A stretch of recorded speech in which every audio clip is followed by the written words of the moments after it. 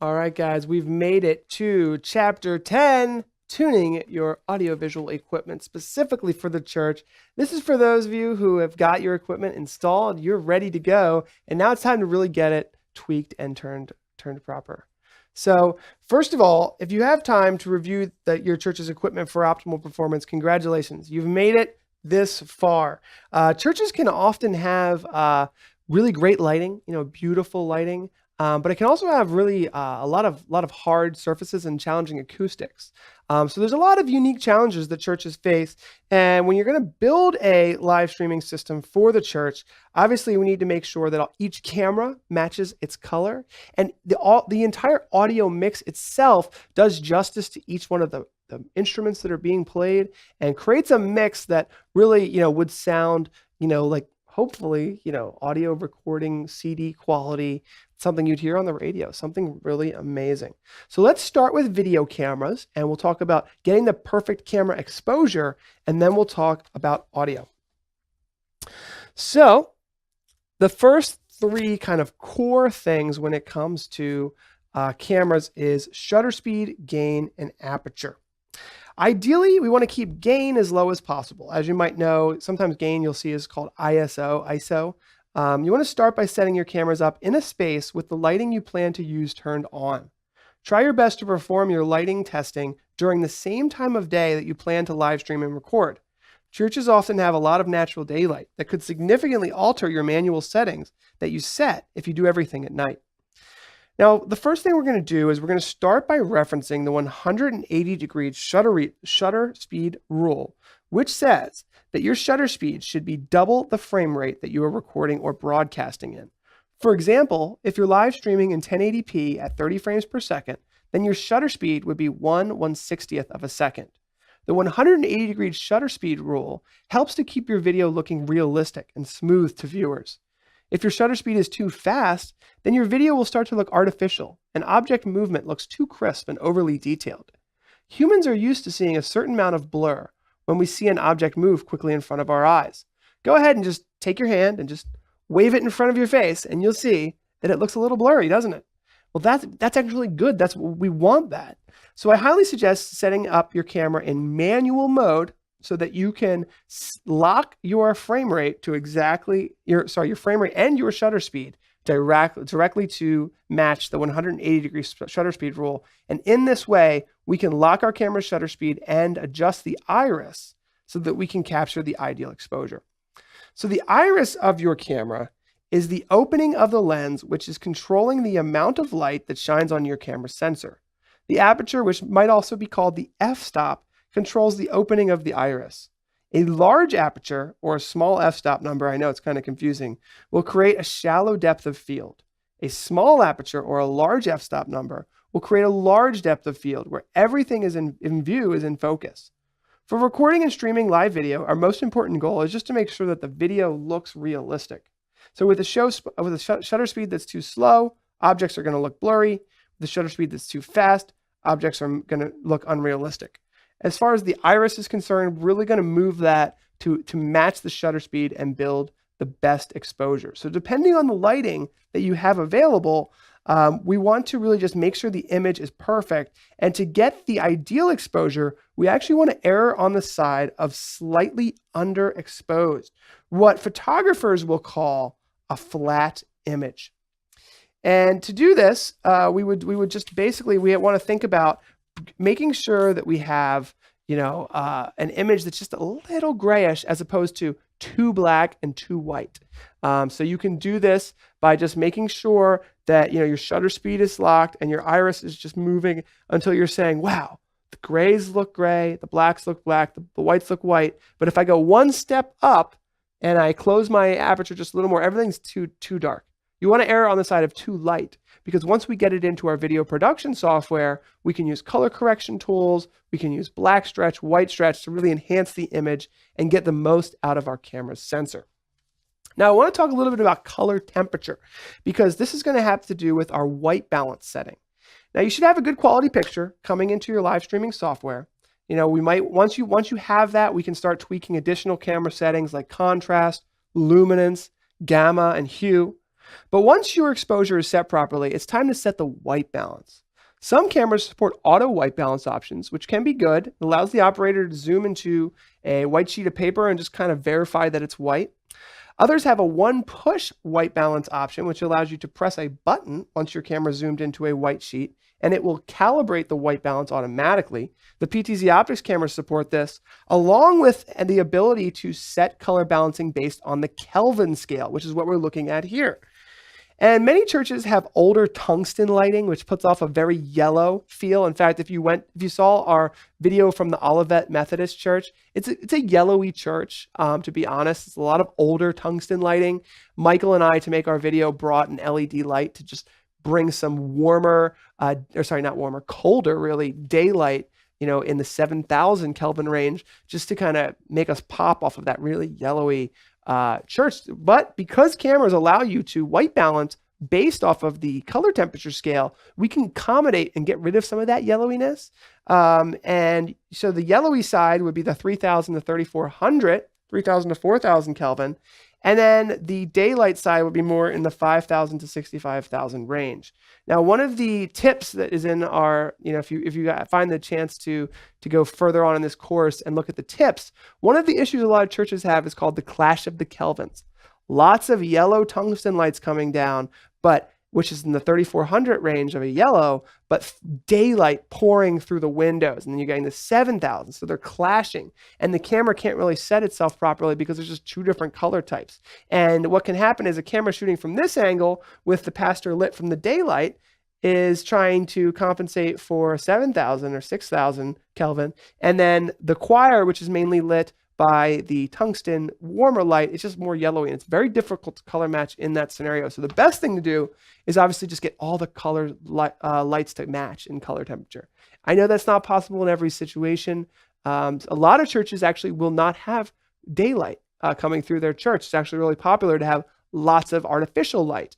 So lots of LED lights, which have color temperature control, lots of backlights, which they'll do blues and reds and greens, and it looks really beautiful, but you have to control the daylight sometimes in order to do all of that. Now, the next thing is color correction. So the next thing to do is to start color correcting. So you've got the perfect exposure in there. And if you have a software like vMix or maybe a NewTek TriCast or some of the more advanced software, you can do color correction. And color correction wheels generally have a lift, a gamma, and a gain. And these represent, I believe it is the shadows, the highlights, and let me just read a little bit about this here. So one of the key mistakes in color correction is trying to do everything in the camera. Many times the highlights can be blown out before they even get into your video production software.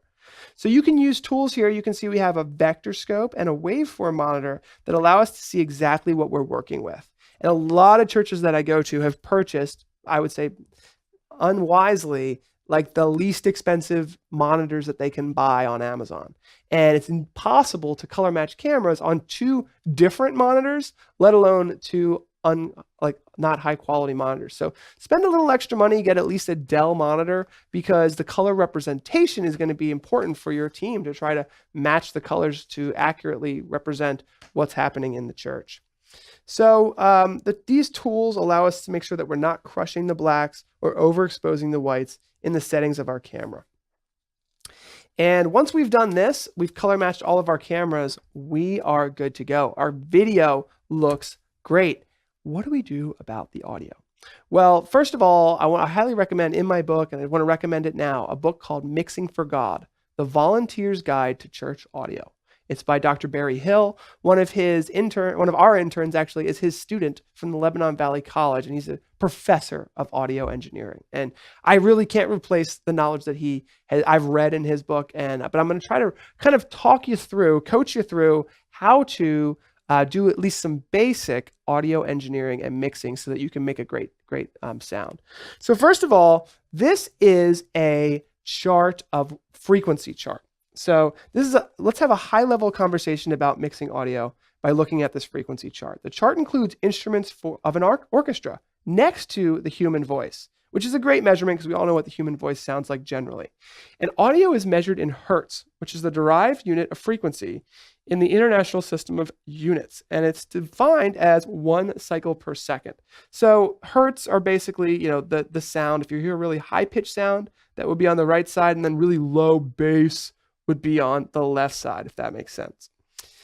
Now, I know it sounds incredibly complicated, but each instrument will produce its own audio in these ranges. And as you can see, once we start understanding the difference between each instrument and how they should sound in your church's audio mixing board, it's really considered a high art. And as we create an audio mix, we want to listen to each instrument individually. We want to listen to the singers. We want to listen to the pastor. We don't want to make the mistake of listening to the instruments through our audio mixer, which might not be representing them properly, right? So we want to do the job of an audio engineer and understand what each instrument sounds like in real life, and then tune the audio board appropriately. You should ask performers to play their instruments for you and listen to the sonic qualities. It's a great idea to ask each instrumentalist or singer to play a scale for you so that you can get an idea of what they sound like in the space without the microphones and the mixer involved. And don't be afraid to ask questions. Maybe you can ask performers if they have a specific microphone they like to use. Some performers may even have experience with an EQ, and they could give you advice on which frequencies to cut in their input.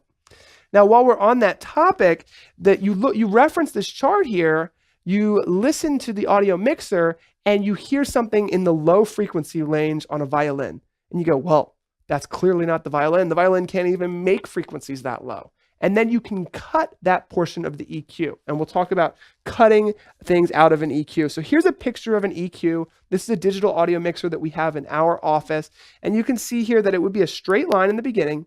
And then once you've made your cuts, those like mountains there and valleys are basically what we're either boosting or cutting frequency-wise out of the audio.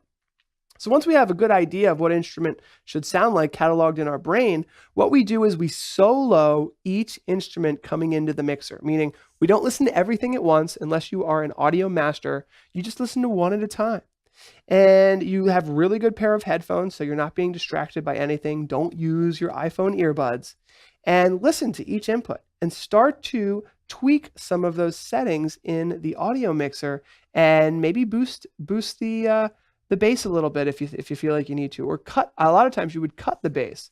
And a great place to start is the low end and the high end, right? So if we know that it's the human voice, looking at the chart we were looking at just earlier, really only starts at about 80 kilohertz. That's even the boomiest, bassiest starts there. And it only goes up to about 6 or 7 kilohertz. So anything below 80 is just noise. It's just buzz. You just get rid of it, cut it. So we can cut it with a low cut and we can cut a high cut. And we can do that on every single input, depending on the instrument that's plugged in, and just get rid of any fuzz or noise that there's no reason for it to be there. That's a great place to start. The other place to start is to start boosting some of the clarity of each instrument based on where the meat of the audio is, and make sure that your audio mixer is doing it justice. So really quickly here, you can see that on the left-hand side here is the audio mixer, and then on the right-hand side, that's a VST3 plug-in from Waves that actually plugs directly into vMix. And a lot of plugins now can be run directly on higher-end audio mixers or directly into video production software. These plugins make audio mixing a lot easier because you can actually choose an EQ preset for the specific instrument or vocalist that you're working with.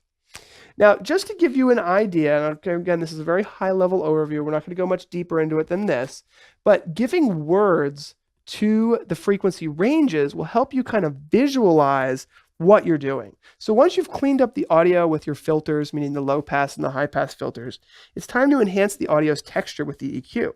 And often I find that, when I go into a church, the audio mixer's EQ knobs are just adjusted to what looks like random positions. So we need to start by just setting them all back to 12 o'clock. From here, we can enhance the sound of each instrument. And I find it useful to kind of put words to each category of your audio mixer's equalization setting. So that 1200 to 1600, that would be a sheen. Maybe we just cut that off if the instrument doesn't even need to go that high. Sibilance would be 5,000 to 8,000 kilohertz. We have presence. which would be 3 kilohertz to 5 kilohertz, vocal clarity between 800 and 2000, nasal voice in the 400 to 600, the fullness of the voice in 200 to 400, the boom in the 80 to 200, and then the deep, deep bass beyond what a voice could even do from 30 to 80 hertz. So that gives you an idea. This is a great chart to have. You can print it out or have the book in your church media drawer, or maybe on a bookshelf somewhere, to kind of reference this as you're setting up your audio mix. Now, once you've done your EQ, you're probably going to be good for a long time and just make minor adjustments. But here's a tip. If you have a digital audio workstation like we talked about in the past videos, Ableton Live, if you can do a multi-track audio recording, meaning if you can actually record 16 inputs or 32 inputs on your computer simultaneously using a digital audio workstation software, you can take that home with you.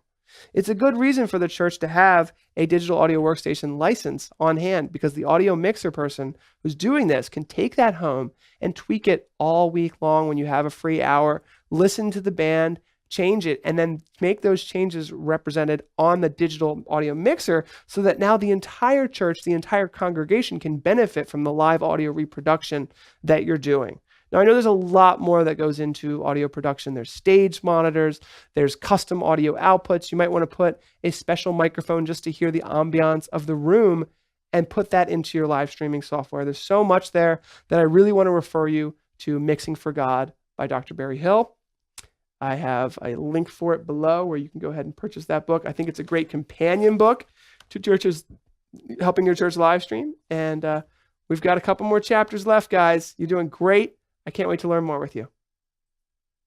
So I hope you enjoyed that video. I don't know if you know this, but we have a Facebook user group called Churches That Live Stream. And I really highly suggest you joining to learn more, collaborate with like-minded church media and pastors online, and then pick up the book. It's a great read. It's only $9.99. You can listen to it on Audible, and it's only $2.99 on Kindle. If you take my online course and you don't have the funds to buy the book, I do include excerpts from the book, everything you'll need to learn and help your church live stream for free.